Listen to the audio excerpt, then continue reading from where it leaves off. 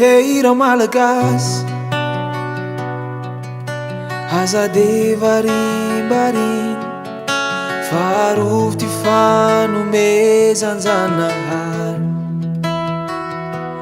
Hira malagasy aza faly miady an-trano fa mijaly ty tanindrazantsika.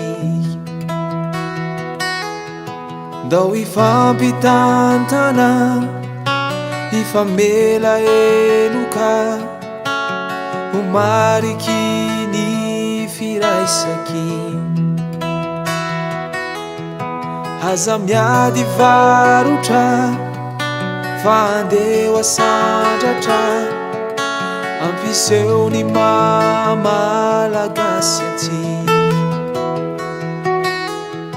Mba ho tany sambatra ikasika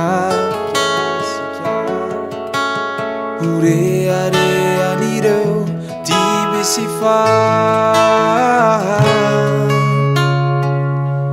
fa mijaly fa marary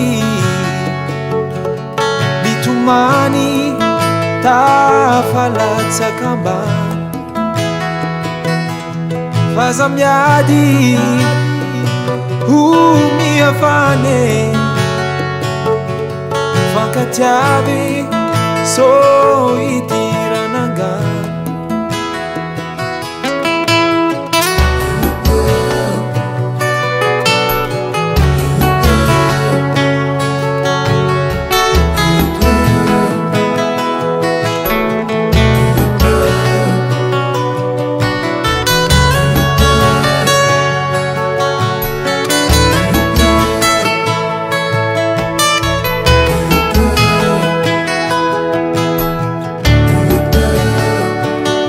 Raiso miady na mami na mangi fa mamely fa